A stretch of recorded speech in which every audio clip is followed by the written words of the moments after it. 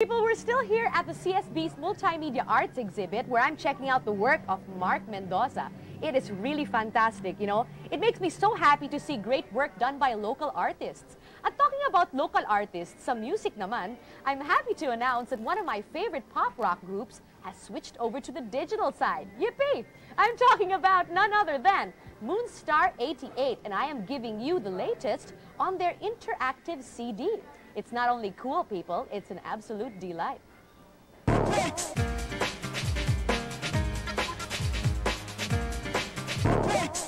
Hi, I'm Asel on vocals. I'm Herbert, lead guitarist. I'm William, the drummer.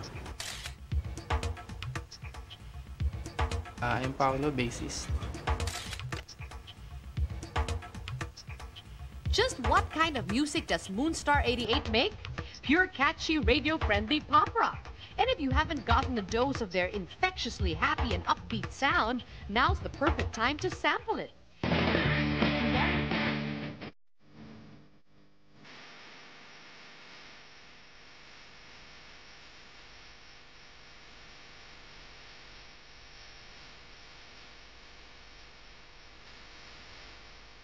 You'll soon find out that this band's got more than just guitar riffs on the brain. On their new CD, Press to Play, they've added a few interactive surprises that would tickle any techie listening in. It's an interactive CD.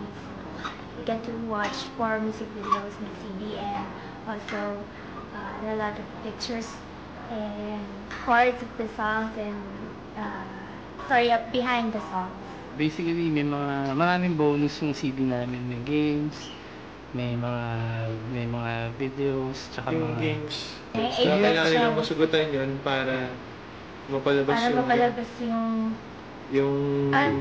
a day in the life of a Moonstar. So, tapos yung sa mga pictures, yun, lahat kami may mga tagilang mga pictures. tsaka yung behind the scene ng Yung sulat, paano namin ginagawa making sulat. Sulat video. music video. Once you pop in Press to Play on your PCs, expect the fun to begin. You can test your Moonstar 88 knowledge on the trivia game on the enhanced CD to access bonus videos. And if you've always wanted to know the stories behind the songs, now you can find out. Aside from lyric and chord sheets, mini song histories are added as well for your viewing pleasure. And if that's not enough Moonstar 88 magic in one disc, follow the link to their website where loads of band goodies await.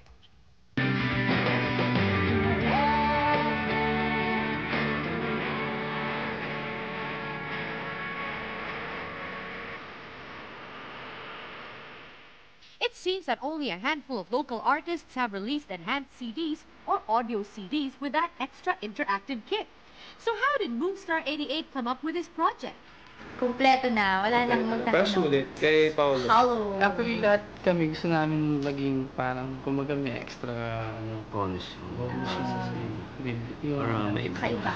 Oo, kasi di ba ngayon, talamak na yung piracy. Parang maging sulit man lang sa ayaw. Tsaka, number 1 din dun yung let's say sa NTV, di ba? Kaya kasi, kahit anong music channel, parang, ang laking factor yung visuals. So, minsan nasarap makinig na may visuals din. So, yun, isang factor yun. Kumbaga yung mga nakikinig rin sa amin, they already usually, a PC, diba? So, PC. Usually, mga barkada namin, mga high school, nag-aaral pa. Caring about their fans is what made them put so much effort in Press to Play.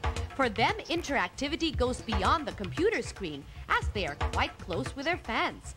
These guys take time out to chat online and even answer tech queries. Yung iba nga, may nagsasabi, pupunta lang sila sa yung sa mga chatroom, pumunta sila dun sa internet na lugar na yun, para lang i-play nila yung para makita. Tapos kanina may tumawag sa akin, sabi niya, ba't di na nag-work sa computer niya?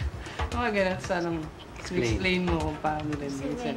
Parang ang dami na pati chat, pinasok na rin namin pati website sa tulong ng mga kaibigan namin. Kasi yung kanta, alam na nila yung story. Kaya pala sinulat yun. Oo, tapos nakikita nila, nagre-reflect kasi yung Usapan. Usapan. Real time, hindi email, real time yun. Oo, Alam mo, kasi alam dun mo. sa namin album may dun, mailing list, di ba? Yung nakasulat kung saan Nakakatuwa sila. eh. Pupunta sa website. Actually, di ba, yung CD namin, meron dun parang special access sa ginawa ni Paolo sa exclusive dun sa site. Nangyari, pupunta sila dun. Tapos pagpunta nila dun, parang chain reaction eh. Nandun na rin magpapalista na sila. Kaya, Tapos may chat room din. Diretso na Madalas- chat na kami. Madalas mag-chat kami dalawa eh. Pero maganda nagkakakilala sila. Sila na. Sa gig, pupunta sila. Oh, tapos yung mga nasa chat room. Oo. Punta kakilala Ang galing kasi ng internet. Galing.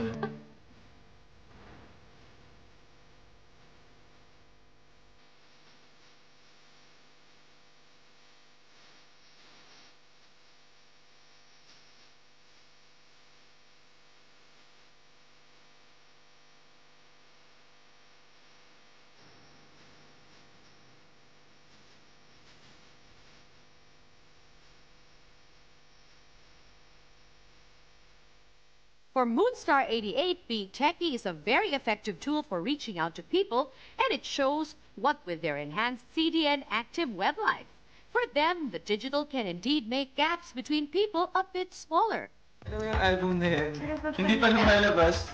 Gusto na namin talaga pamigay. Pamigay, no? Sa mga... Hindi, gusto namin parinig na sa kanila. Kasi actually, yung digital na yan, yung nangyari sa amin, naging personal talaga yung album. Interactivity combined with a lot of heart is what this band has to offer. So if you want that music buzz with a techie treat, you know what to do. Just press to play.